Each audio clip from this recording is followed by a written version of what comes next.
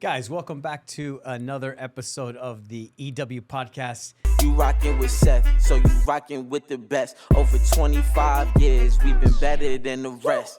Fred, he know these watches like the back of his hand. If you wanna learn watches, guaranteed this the man. I'm just saying, EW podcast. I feel like we haven't shot a podcast for a while. I mean, it's been months, all through winter break, New Year's. Then the fires came sweeping through Los Angeles, but now we're back. We are definitely back. Cheers, sir. Let's get it. L'chaim. All right. Got the Eagle Rare 10 on tap today. Up. Yes, sir. So what do you got for us, Steven? So we're going to be doing a lot of Watches and Wonders stuff. About this time of the year, every single year, we have a couple things going on. We have watch experts weighing in on what they think's going on. And another huge thing that we have to really consider is the power of AI today. So not only can we look at history and what might be coming through, AI is going to help us a little bit with like perhaps shaping what could come. Mm-hmm. You have any predictions? I predict you're going to see some AI images with like oversized watches, because every time you see like an AI like creation, it's always something oversized, right? Like someone holding like an oversized owl or oversized, bird or something. So I think they're gonna have like oversized watches. So let's see what happens. Well, I think everyone's always wondering what Rolex is gonna do. Yeah, for sure. I think that's always like the spearhead of the Watches and Wonders conversation. Exactly. What's Rolex gonna do? What's gonna get discontinued, and what kind of new creations and what kind of twists on current models they're gonna do. Yeah. So we have like the crazy guesses that are out there, like, oh, they're gonna put this crazy dial on here. Another thing that they always look at is like, not only is this discontinued, but is it this anniversary or this birthday or this death? And they go ahead and say, hey, is it going to come full circle here? Mm-hmm. Right. Or reiterations of watches they produced in the past. They're remaking these watches, just put them back in production again. So what's going to get discontinued? What do we think? Ooh, so word on the street is the Pepsi's going to get discontinued, as well as the Daytona that was launched just last year. It was the Le Mans. The Le Mans? I think they were talking about discontinuing the Pepsi last year as well. But why would they discontinue the Pepsi and not the Batman? You would think they would discontinue the Batman before the Pepsi. It's always GMT talk. Yeah, with the GMT talk with the Pepsi discontinuation, I feel it was like the watch collectors kind of saying that. I don't know if there's something directly coming from Rolex. No. Rolex is very tight-lipped. I mean, they never really tell you what's going on. And then I know that everyone's been predicting for years ceramic Coke, right? Like full ceramic? Again. Well, am I getting ahead of ourselves? A little bit. Okay, so some of the insights I see, and then tell me if I'm crazy. I feel like they use Tudor as a test dummy, right? Whether it's materials or colors, then they throw it forward. One example of this was like the clasp on like the Tudor Pelagos. Remember that? They had like that glide clasp on the Pelagos. Yep. Well, we saw it later on in the sub. Mm-hmm. Another thing we're seeing is a lot of titanium stuff on Tudors. Maybe we're going to see some metal changes. Okay. Right. And lastly, I believe... And ceramic ball bearings. Ceramic. Two more is last year they had like that Coke GMT. Remember that? It was like the BB58, kind of like Coke GMT. And they're playing a lot with red, so I think they may be teasing next year. And I think maybe it's the 70th anniversary for the GMT. It might be the year. But we're always saying like what people want, what they're going to get two completely different things. Yeah. Right. Yeah. Now, I'd like to show you a video. It's a guy named Goose Wayne. And one of the last Watches and Wonders, the big watch that made the splash was the Bruce Wayne. You remember the Bruce Wayne? I remember the Bruce Wayne, yeah. Well, black and gray. Let's see. Here's Goose Wayne. A little bit of backstory.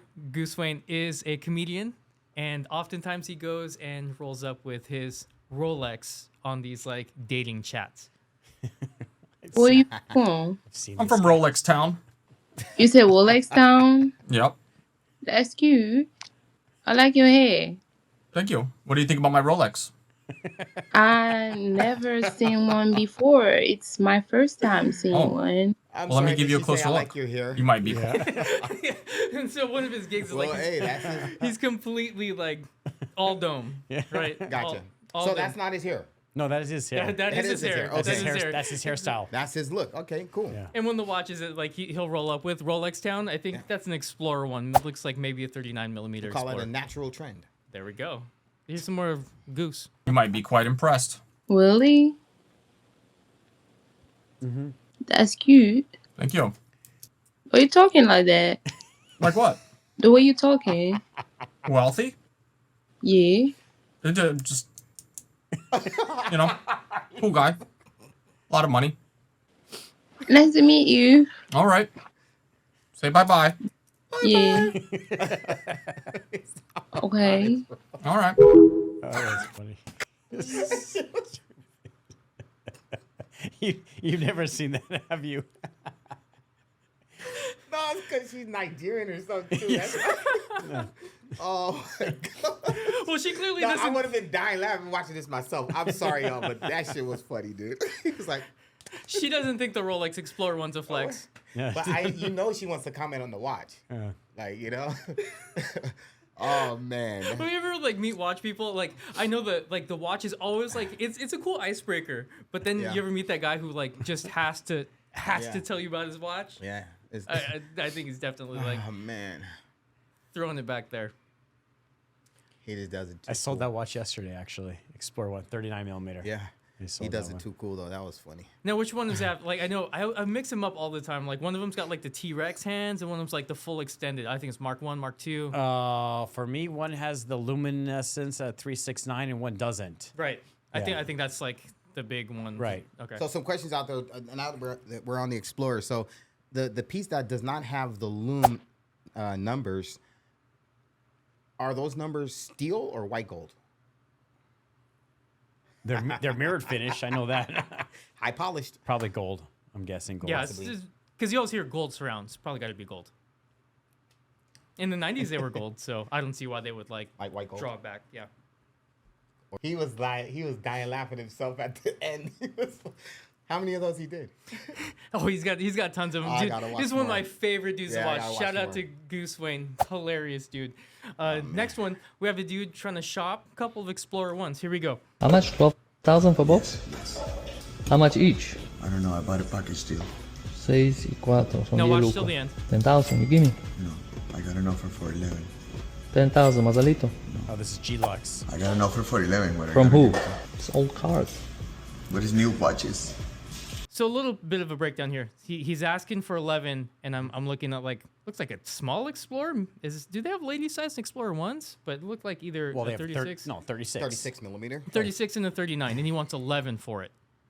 You're right. Maybe it's not called an Explorer, but there is a 31 millimeter no date that looks like it could have been like an Explorer 1, but it's a 31. It looks very small. Yeah, it looks super small. It doesn't look like a 36 Also, millimeter. how is this guy shooting this video? Do you think he's wearing the glasses right now, the Google glasses or something? Or he's wearing a hat with the Seems like he's got a camera like with the mount on it's it. got to be in his glasses. I see or a lot of something. dudes get their mics and they put it up in their hat, but Oh. could be. Here we go. This video version audio though. Let's see. What makes the difference? These were 3 5 and years. 4. 65 and 4. Yeah, 500, 10-5. Can you beat the 11 for 11-1? Break it. 6 and 4. 6 and 4? Yeah. They're both apart, no? Yeah. That's all the money, man. Nobody's Serio. gonna pay more than that on the 6 and 4 we can do. 500 te pago. I can, brother. Ok. No problema. This is interesting. Gracias. ¿Oíste? Y por esto me pagan los 11.100. No. I pass. Sell it to the person who give you 11. It's not a bad price. Exactly. I'm lying. He's giving me the same 10.5. So basically, yeah, he's like, I'm lying, bro. Yeah. Of course. So. You ever get dudes come in here like pushing all the cards and bluff? Yeah. But he was trying to pass these watches as new watches. They're What's the expression? All customers are liars or something like that. What it was? All sellers are liars. if you're talking too much, you're lying. Do you have like an So- influx of dudes just like really coming in like bargaining hard because of like, so a lot of the language I get, whether it's like DMs or something like that, I'm getting the same language, like that 47th Street language, Right. all the time. Best price, best price, best price. Like immediately like shooting in best price, like the introductory pitch is always the same. It's almost like a script. So to answer your question, yes, we are getting sellers with that type of attitude. I guess they see these videos and they'll call us to try to sell their watches. Sometimes you get an attitude behind it. It's like we're offering to buy your watch at what the current market value is, where we'd be able to resell it, make a profit, and back it up with some type of warranty. But I feel some of these sellers are guys who bought these watches from like 3 or 4 years ago, and they feel that the peak prices are still out there, but you're not seeing that right now.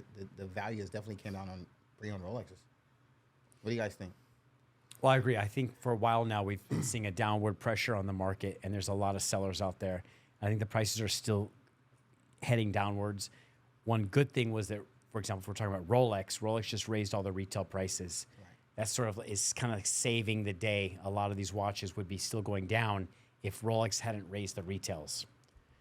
Think about Daytonas, all the gold Daytonas, all the sport models, even Datejusts. If Rolex hadn't raised retails, I think a lot of things would be now with the retail prices going up. I wonder how many people are actually pulling themselves out of that wait list.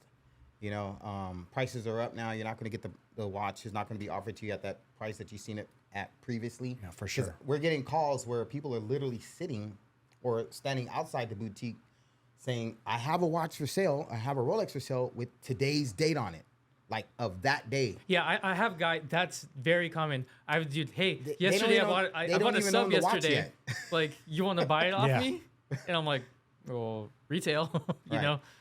So I guess if we make a purchase if we purchase a watch from someone who's sitting at the boutique to get on, the good customer list at that retailer, I think we should get some credit if we buy that watch from them because we helped them get on that list.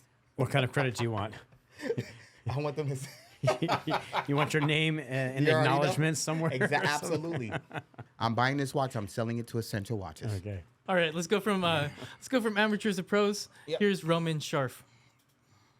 What does your watch say about you? These are my favorites. Here's what your watch says about you. Rolex Datejust. It's an entry-level Rolex steel. This is for the guy who's just starting to make some money and wants to show everyone. This guy might be making a few $100,000 a year. He's got some disposable income. He hasn't made it to the APs and definitely not to the bust-down APs. If this is you, hey, keep up the good work. Well, I definitely agree with you. Rolex is a first money watch. Not necessarily Datejust, could be a sub, it could be whatever, but Rolex is definitely a first money watch. It was my first money watch. A few $100,000 a year though, if you're making, you're stepping up your game from a Rolex Datejust. That I'll disagree with, but definitely first money watch. My first money watch was an old ass Datejust. I paid $1,000 to a guy I knew who owned a pawn shop in Atlantic City, and that watch walked into the room 5 minutes before I did. Basically said, "Hey everybody, I got a Rolex." But if you're making a few $100,000, odds are you already have a Rolex and a few other pieces. But agree with the concept, disagree with the income levels. Freddie B, what's your first big money watch? My first big money watch was a Rolex Datejust, a 16200, oyster smooth with the white Roman dial. Thanks, Seth. You're welcome. Says G, first big money watch. This takes us back to like 2008. Oh man, when I was 17, my first Rolex that I bought was a Air King salmon dial. Nice. Old school. That original, when it first came out, was very hot, that salmon dial. And I felt so good. I was able to buy one at retail price back in the day. It was like, the Air King. Yeah, I think back then it was like $3,400 or something like that. That was my first. How about you? I kind of went backwards. My first big money watch was more than my first Rolex. My first big money watch was like an Omega Speedmaster. I think that's a lot of people's like first kind of mechanical. Yep. So I went Moonwatch first. Then I'm like, I wasn't really like feeling it. And like, that was my first, like, I feel that's a lot of people's first like dive into like horology. I launched that and I bought like a 1960s like OP on eBay. I had no clue that it was even like a legit watch. It was a legit watch. I had no clue what I was doing back then. To be very clear. Turned out to be like a cool like double reference. It's nice. Bought it for like $900 and you still have it? You know, that's my only regret. Oh. I sold my first Rolex 2 times. First time I flipped it because I was like, I think I bought it for like $900. And I'm like, well, if I can sell it for double, right? Well, I'll do it again, right? I sold it for double. I got it back. I thought about it again, but I was in the purchase of like buying a home. So I launched it again. Okay. So that's the only one I might want back. So here we go. With that being said, we're going to jump into a couple watch experts, taking what they might think is going to come out. Sometimes they're wrong, sometimes they're right. Admittedly, a lot of times they're just taking shots in the dark. First one we're going to check in with is Watch Eric out of Florida. All right, so it's that time of year again where Rolex is about to bless us with the new releases. The crazy thing to me is that by the time we finally see the new releases in our hands and we get to fully digest them, February is again right around the corner and we get to do it all over again. I'm gonna have a look at some of the predictions that are floating around right now on social media. I'm gonna tell you what. So before he jumps on like his predictions, there's a bunch of AI mock-ups that are very, very popular. And he does this like right before his intro. The first one is, they call it like the Albino Explorer 1. What do you think the odds are of like a white dial Explorer 1? I like it. I don't know if they're going to do it, but that's amazing, huh? I think it's cool. It's the Explorer's considered like in their sport collection. I think with the white dial, it gives it more of that sportiness. And Rolex has done white dials before. Well, there's an Explorer 2 white dial, so it's a pretty good idea. Right? And then you get the big Arabics. I like that watch. I've never seen that before. Huh. Big Arabic white dial. I think around like the 90s, 2000s, they have similar watches, but it's not specifically an Explorer. I think will or will not happen. Another one they went ahead and mocked up is a all gold Explorer 1.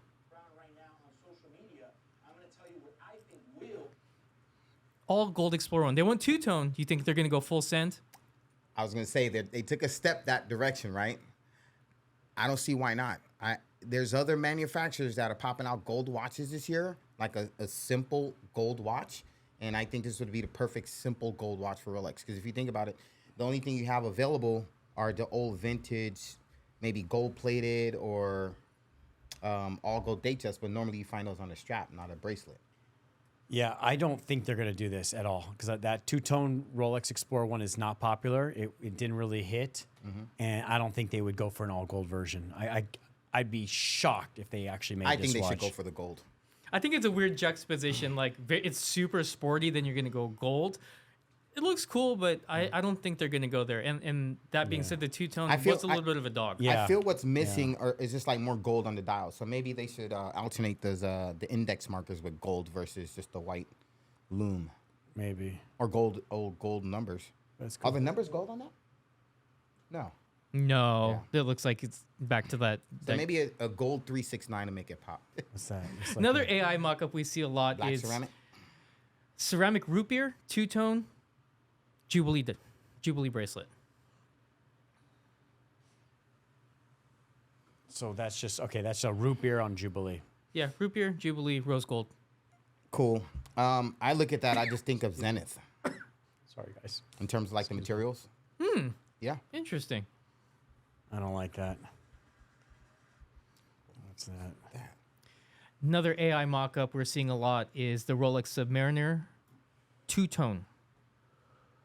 Rose. Oh, steel and rose. And steel. Steel and rose. I don't know what to say. I don't know. I don't like it. It's a pass. You like it? Nah, I don't like it. No. It's like punching the GMT in the face. Another for no reason Cellini. at all. Now, it's not just like, so like we're seeing the AI mock-ups. The 1908. It's more so I think that the prediction might be, I'm seeing a lot of every brand stone dials. It looks like a huge trend. Malachite, lapis. And Eric's going to go ahead and he's going to jump into a little bit more of this in a bit. Meteorite. So the interesting thing about this year is that it celebrates the 70th year of the GMT. I feel like every year there's something. It's the 50th year, 55th and a half year. But yes, it's the 70th year anniversary. Will they or will they not do something special for this? There's a lot of different ideas floating around. Number one is, will they put a Jubilee band on the rose gold two-tone, AKA the two-tone root beer?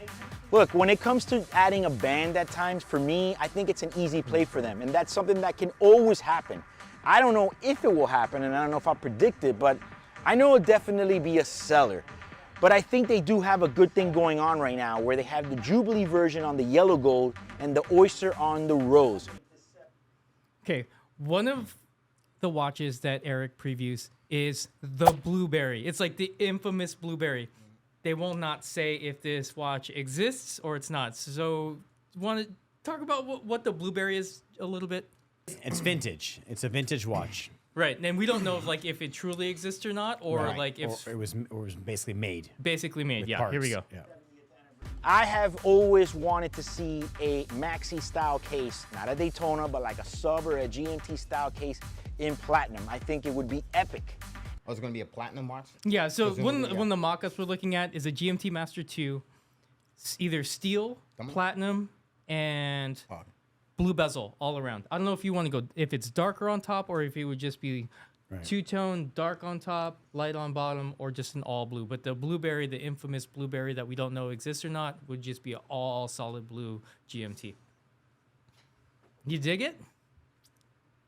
This is very, very similar to the Pepsi, basically, that with a blue dial. So they've made two different variations of that watch.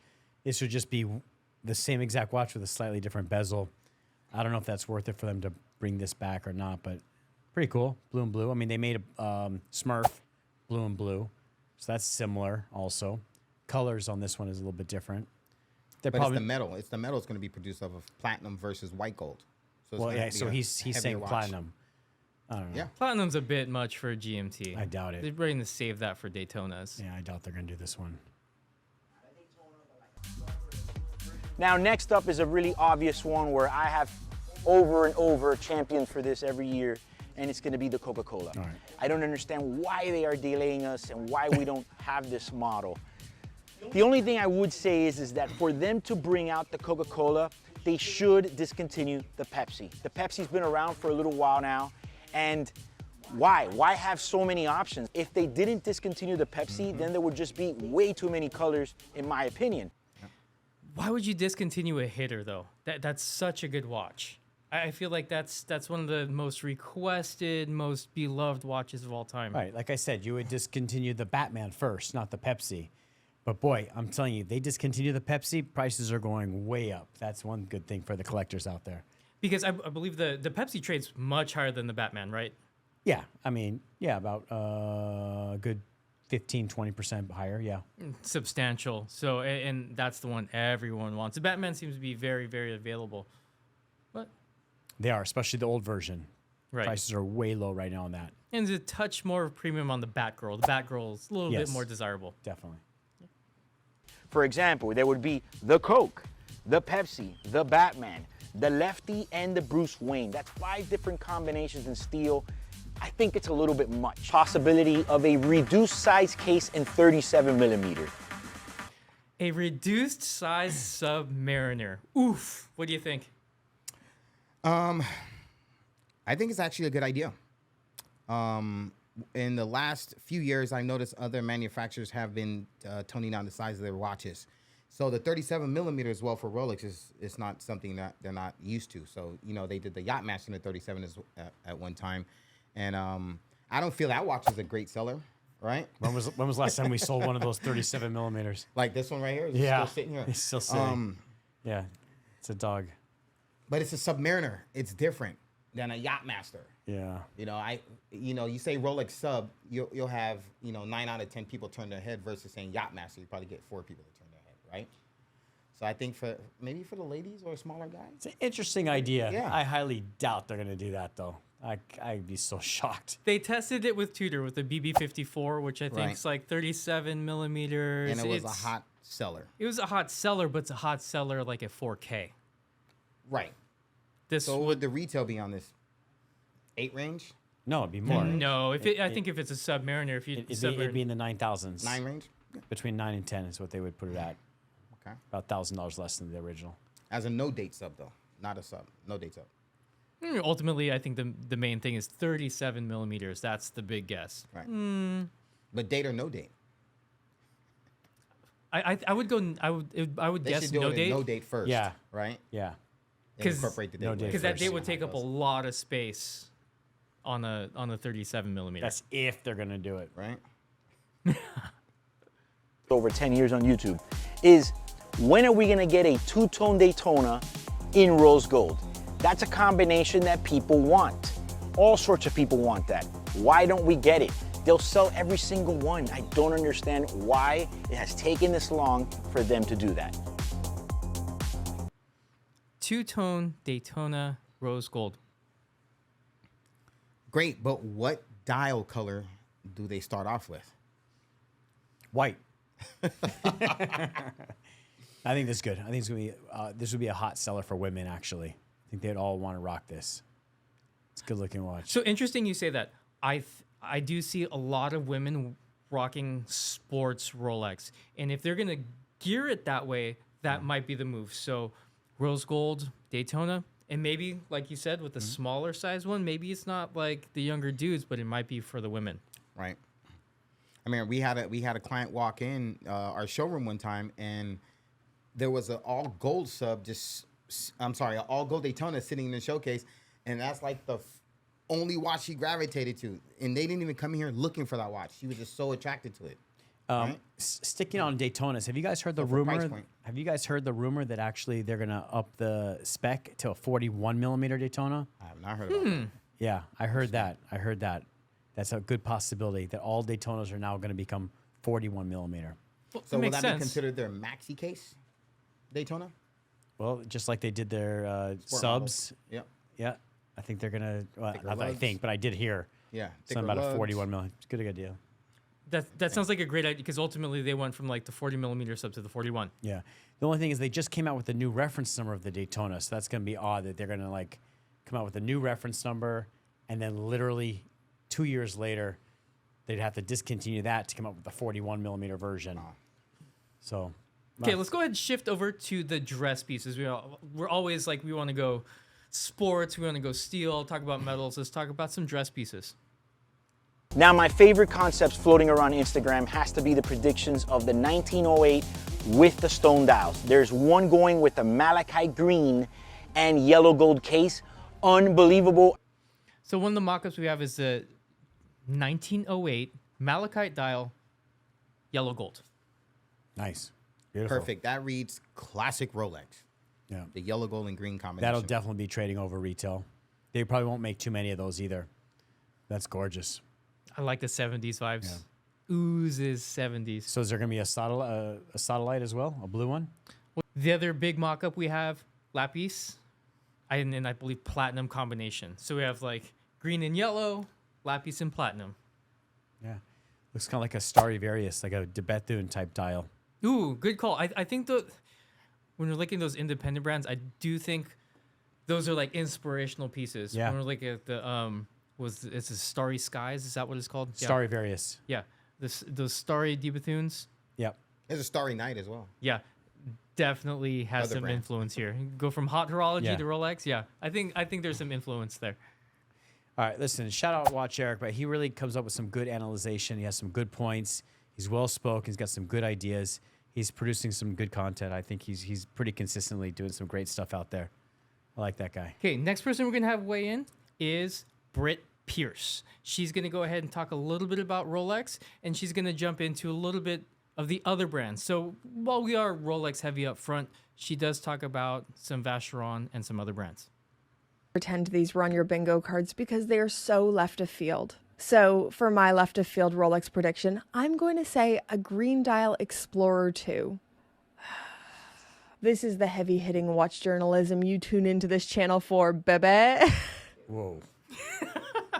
She's definitely going for it. That is left field. While she does do this, do you see any of the classics going to go with like a switch up on the dial?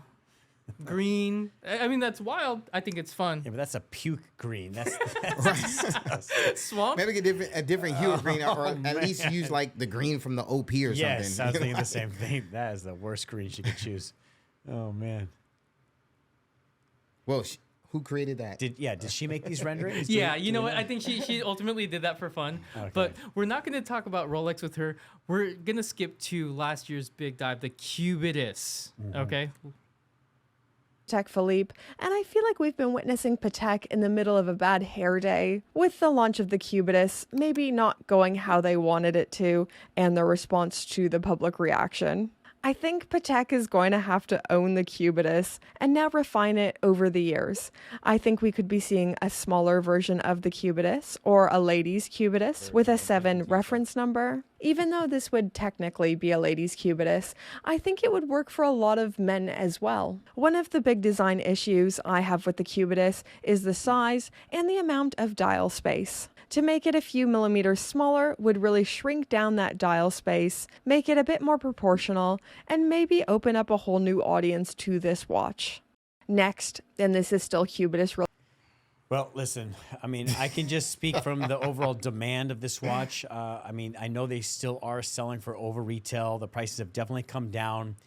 I'm not getting a lot of people that are calling me up and wanting to make a deal on a Cubitus. It's like, I know it's still up there in terms of the market, but no one's calling me for this watch. Your prediction was that they would probably shrink it a touch as well. Yeah. Like one of the earlier podcasts, you were talking about that. Right. It's way too big initially, but I think it'd be too soon for them to shrink it. I think they can't just let these models sit for a year and then all of a sudden discontinue them, make them smaller. They're going to have to sit for a little while longer. Have you sold any of these? I haven't sold any of these yet. Yeah, so I know they're still going for over lists, but I don't know. No one's calling me for this watch. Well, anything with the green dial, hopefully it gets a little action in the month of March, you know. The color green, refreshment and rebirth. So the Cubitus was a very, like, I wouldn't say maybe controversial watch, but this next brand coming up, this one for sure is coming out. It's the Vacheron 222. So there's no AI, no mock-up, no predictions. Nice. This one for sure is coming in. Moving on to Vacheron Constantin, and VC is a bit more of an enigma to me. They've had a huge release recently with the return of the stainless steel 222.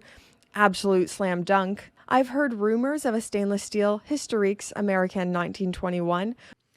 Well, so let's weigh in on the Vacheron 222. I think this is a hit. I think it's a hit too. It's actually my birth year watch. So this watch was originally produced in gold back in 1977. Wow, you're really dating yourself. How big is this watch?